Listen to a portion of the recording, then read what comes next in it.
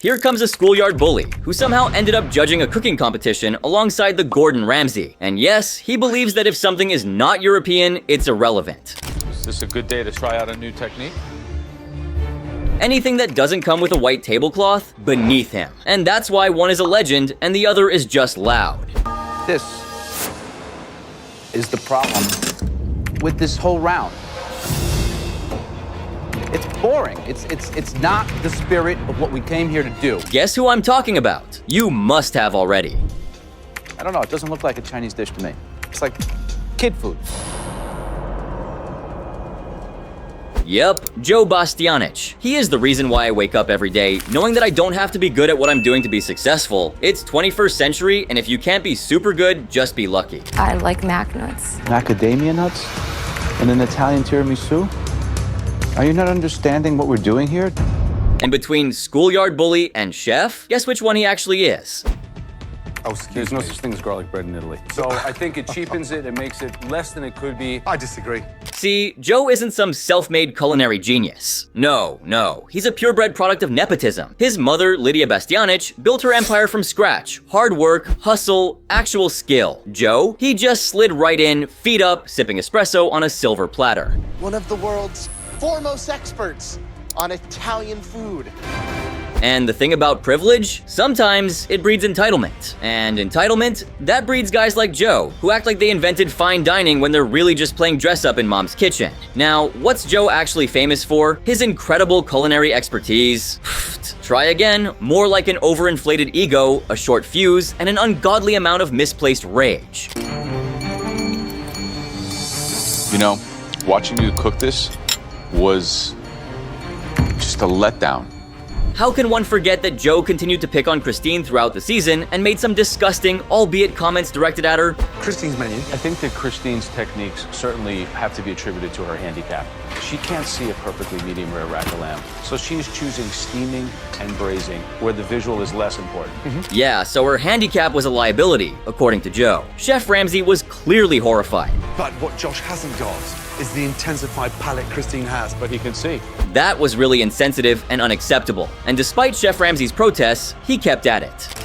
There are some things that you have to see in the kitchen. No, honestly, after this, how can someone take him seriously as a judge? Not only did he have no respect for the contestants, he did not appreciate global cuisine either, thanks to his biases. Season 4's auditions. The second episode began with this guy. In the competition. I have 3 reasons why I got here. Abiana, Amaya, and Ariel, those are my daughters. They inspire me to be a better me. Cute, right? And what was his name? My name is Abimael Cruz Reyes Rivera Gonzalez Tercero III.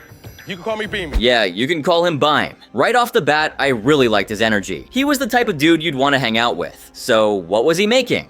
I'm cooking for you guys as a traditional Puerto Rican dish, mofongo con camarones. A mofongo is a mashed up fried plantain. He then went on to explain how his love for his daughters inspired him to be in the competition. These are my girls right here. That's the reason why I'm here, man. Just want to make them proud, you know? Do you cook for them at home? Every time, man. To them, I'm the world's greatest chef, man. They be like, yo, Daddy, you the best chef. I'm sure Chef Ramsay understood that feeling because he's got a pretty damn strong bond with his daughters too. Anyway, tasting time? To me, it's good. My palate says it's good. I like confidence. Then Graham came along, took a bite, and asked a question.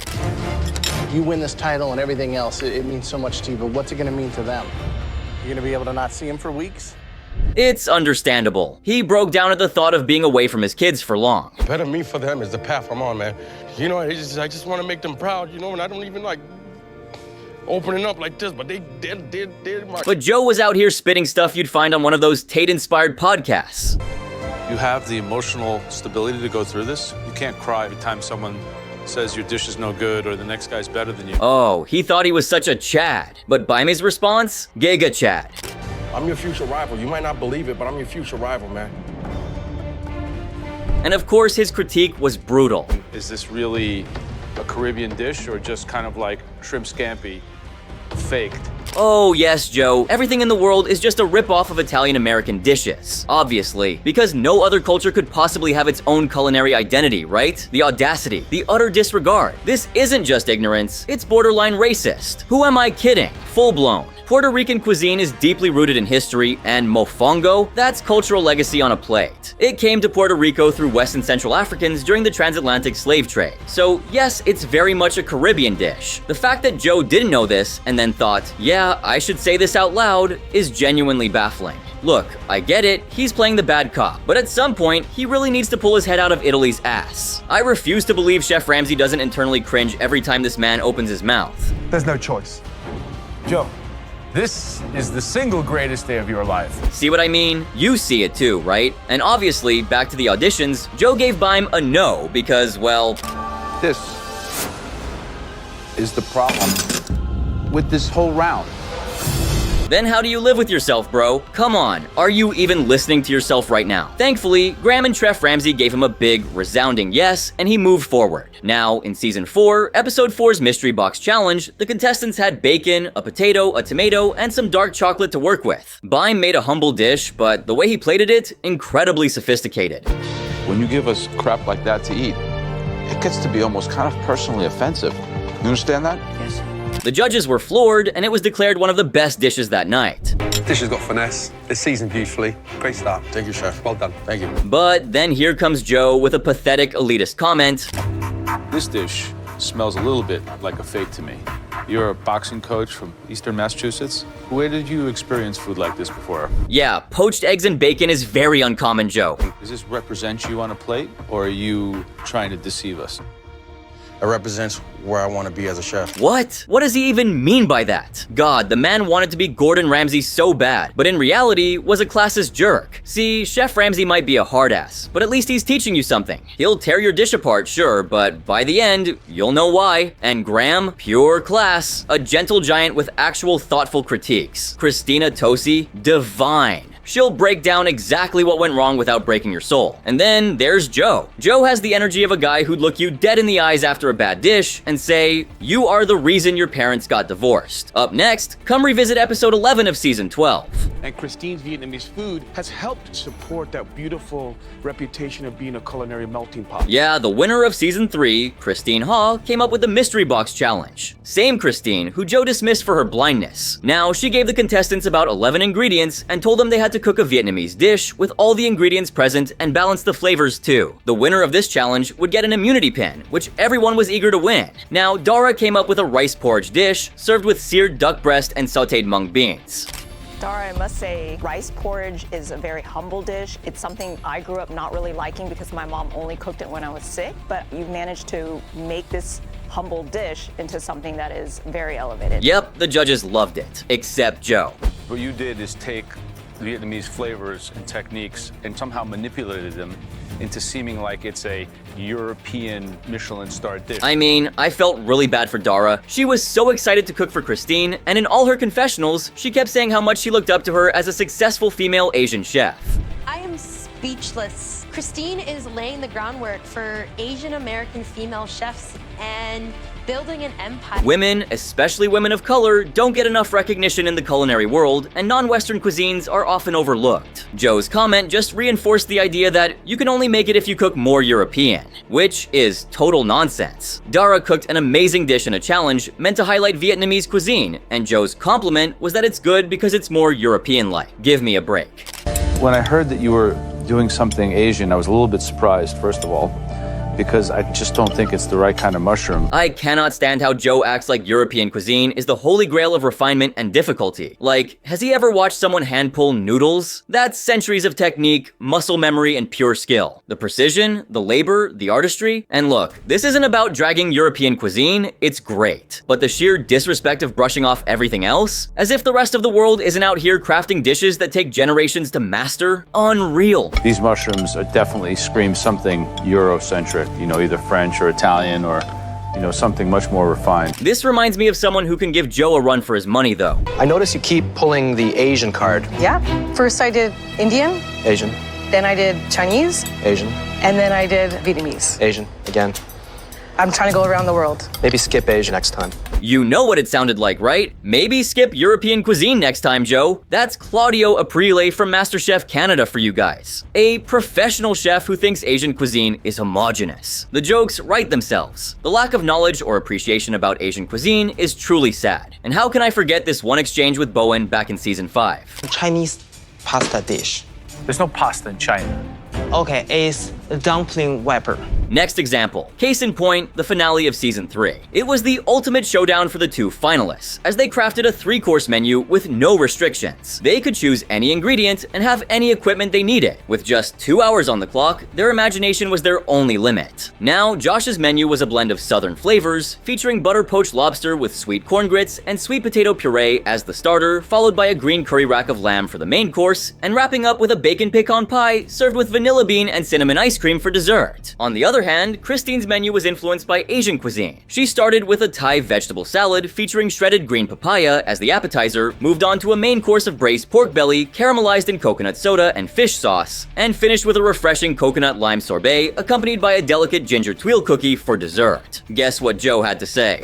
Let's talk about the entrees. You have starred European restaurant food versus hawker stand street food. Oof. His ignorance is mind-blowing. Asia is home to numerous Michelin-starred restaurants, including some street vendors. Of course, these aren't just the bougie, exclusive white tablecloth places he's accustomed to. You need to be listening to what we're telling you about what we're producing, because this is ridiculous. I mean, how do you judge food when you have zero respect for it? Seriously, Joe Bastianich has trashed more dishes than he's actually tasted. Just tossed them aside like they were beneath him. And this is happening in what's supposed to be the biggest cooking competition in the world? In so many cultures, food is sacred. It's not just sustenance, it's heritage, history, and even divinity. In India, food is literally offered to gods. In Japan, every grain of rice is valued. Meanwhile, here's Joe, hurling plates like a toddler rejecting veggies. And let's talk about the waste. While millions struggle with food insecurity, this guy's out here chucking full plates like they personally offended him. The disrespect. It's not just bad behavior, it's an insult to the very thing this competition is supposed to celebrate. So, starting with season 3, episode 10. After winning the mystery box challenge, Becky chose the pizza stone as the core utensil for the home cooks to use. David smoked some lobster using it and served it with oven roasted potatoes and bacon.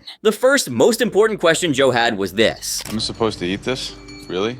Now watch carefully as he takes a spoonful of nothing. You know, he basically tasted the air. And how did that delicate mix of nitrogen and oxygen go down with the guy? watching you cook this was just a letdown. And wait till you see the closing act. It's the most important dish of your life, guys. You see this? This is Even Ramsay knows this was too much. Look at his expression. Next episode, same season, elimination test, fish. But forget the challenge. Let's talk about Tali. Dude barely starts explaining his dish when Joe just shushes him. Shushes. Like a strict librarian dealing with a noisy kid. Kind of produce a... And then, the tirade, Vintage Joe. The name of the show is Masterchef. Okay. What do chefs do? Chefs cook. Oh, wow, Joe. Incredible epiphany. Truly history book material. Right. So it's not master orator or master tell me about what my intention is about cooking. It's master chef. It's not master orator, it's master chef. Groundbreaking. Thank you, Joe, for that life-changing insight. You think you're going to impress us with things like sous vide, emulsify? Now look, Tali is delusional, I don't blame anyone for roasting him. But Joe? The tough guy act is so forced it's painful. Like, who is this for? And of course, his catchphrase. This is a waste of my time. Ah yes, because Joe Bastianich is here out of the sheer goodness of his heart. Just a selfless man taking time from his busy schedule to hone these chefs' talents. Out of pure generosity. This is a serious cooking competition with a serious prize. Don't come in here and waste our time. Moving on to the pressure test of season 1, episode 8. Sheetal plated up cayenne shrimp with a sweet and savory sauce. And Joe? The only thing he liked was the plate it was sitting on. And of course, he said it in that signature tone of smugness without any sort of constructive feedback. What I can say that's good is that you chose a nice plate to put it in. Then came Slim with her passion fruit fondue, which, let's be real, was a train wreck. hands down, worst dish of the night. No competition. If we're on a date and you cook that dish for me, I'd go to the bathroom and you'd never see me again. I'd bolt out the door. But somehow, Joe took this personally, like she had just offended his ancestors. The man looked offended that this dish even dared exist. Clem, this is like a buffet gone bad. Go back to your station. I'm not tasting this crap. You guys have to, at this point in the competition, you need to be listening to what we're telling you about what we're producing, because this is ridiculous. And when it came time to send someone home, well, what do you think happened? If I had to give you another hour, what would you make? I would actually make the same sauce, but with much less ginger than I did before. Of course, she was the one eliminated. But the way Joe shut it down, brutal. No hesitation, no mercy, no grace. You don't get it. You should have changed it completely. There was no fixing that dish. The fact that you would recreate and modify that same dish Without instills strawberries. no confidence in us. I mean, that is really not the answer we were looking for. Damn. Now, let's talk about one of the most divisive moments in MasterChef history. Season 4, Episode 9. This is about a pound of flour. You make a well here. There's 4 whole eggs and 5 egg yolks. Elimination test, agnolotti. Joe's mom, Lydia, gives a demo. Howard, being honest, admits he doesn't make a lot of Italian food. I do not make a lot of pasta at all, actually. And, San Diego's not really known for their Italian food. Bet that sounded like a death threat to Joe. I won't remove my ass from Italy's ass, Bastianich. Lydia, being the actual professional, gives Howard some gentle advice. Maybe rethink the bell peppers? Maybe taste it first? I would taste that. Pay attention, you know, we talked a lot about textures and all of that. Joe asks Howard what he'd do with asparagus. Howard, at a loss. With the asparagus. I'm not sure yet. Wow. All right, good luck, Howard. Thank you. Dude knew he was struggling, but at least he was self-aware. The plating isn't that great, but hopefully the flavors come together. So what is exactly this stuff? He plates bell pepper, jalapeno, cumin spiced chicken-filled agnolotti. Lydia's verdict? Cumin doesn't belong here. Too much pepper. But she tells him how to improve. That's how you critique a dish. Classics work and they're appreciated time after time. Otherwise, they wouldn't be called classics. Of course. Get a good connection to the basics. Don't just fly off on a wing, okay? And then, Trashman Joe enters the chat. First, the classic cavalier attitude speech. The whole thing with you is you have this very cavalier attitude. Howard, out of his element. His cupcakes were his only real standout moment. Sure, Joe might have felt overprotective of his mom, and yeah, Howard could be a bit of a douche. But did Joe need to verbally destroy him every single time? If you were smart, you would duplicate a plate. The fact that you're not even thinking of playing this game properly. MasterChef encourages inventiveness. That's all Howard was trying to do. You want 15 of the same dishes up here? Joe, seething. If you're here putting your spin on everything you make because you want to show us how cutesy and intelligent and crafty you are, Please, Joe, just take a bite first. well, that's going to get you a one-way ticket back to wherever you came from. And obviously, the most constructive critique was explaining why Howard's dad hates him. And then you could show your friends and the 6 people who told you were good how cutesy and smart you are when you're home cooking at dinner parties. Yeah, super helpful. Nothing like a deeply personal attack to really elevate your food judging skills. Take notes, Joe. The MasterChef professionals and MasterChef Australia judges somehow managed to critique without sounding like high school bullies. Even Marco Pierre White, yes, the OG bad boy of cooking, has the patience to mentor amateur chefs. But nah, Joe's entire personality is just throwing insults and pretending it's sophistication. Now, come to the 19th episode of Season 10. Either way, the challenge was to make homemade sausages. Making sausage is very technical. Dorian whipped up a wild boar, fennel, and apple sausage seasoned with cayenne and garlic, paired with cannellini beans and tomatoes, which were also infused with fennel seed, cayenne, and garlic to amplify the flavor. To add a crispy crunch, she topped it off with fried okra, and for that extra indulgence, a slice of garlic bread. Visually, the sausage looks hearty and that wonderful... Chef Ramsay and Aaron seem to enjoy the garlic bread addition too. And I love the idea of the toasted slices on the top. It tells me it's gonna scream of texture. But Joe jumped in, claiming, Yeah, I disagree. I think the toast cheapens the dish. I think the sneakers cheapen the suit, Joe. But Chef Ramsay countered with a more sarcastic remark. So you don't serve garlic bread in your restaurants? No. Oh, excuse me. Who wants to see Chef Ramsay do a Kitchen Nightmares episode at one of Joe's restaurants? I'll be the first to sign that petition. If you want to do something interesting, take the sausage, make a pate, spread the pate on the toasted bread. I'm just trying to push you to the next level. I mean, Chef Ramsay was completely hysterical. Like he knew that was absurd. And the garlic bread, I absolutely love. I'm glad you love it. Love the garlic bread because you can sup up all that juicy bean and... Love the way Chef Ramsay looked directly at Joe before saying how much he appreciated the garlic bread. He's not saying he's a snob for not liking garlic bread. Like a bite of garlic bread? That's the kind of restaurants you guys go to. Would you like a bite? No, I don't want any garlic bread. You're such a snob. He's saying he's a snob for not even trying it just because he believes it has no place in an Italian dish. Now let's get to know the man beyond Masterchef. In 2017, Eater dropped a bombshell. Mario Batali and Joe Bastianich fostered a boys' club culture of misconduct at restaurants. For context, Batali was Joe's business partner, and according to Eater's investigation, their restaurants were a toxic playground of humiliation, lewd comments, groping, and sexual harassment, targeting both male and female employees. The misconduct spanned 15 years, and instead of firing offenders, the company often promoted them. So, speaking up, not exactly encouraged. The celebrity chef and Bastianich will have to pay a $600,000 settlement to at least 20 former employees. Now, Joe, he pulled the I had no idea card, claiming he never saw Batali grope anyone and only found out about the misconduct when it hit the media. Right. But let's rewind. Joe and Batali had been partners since 1998. Joe literally wrote about their close bond in his book, Restaurant Man. And this book? Not a good look. Joe calls Dutch and Australian chicks low-hanging fruit and advises hiring bartenders with a nice set of tits.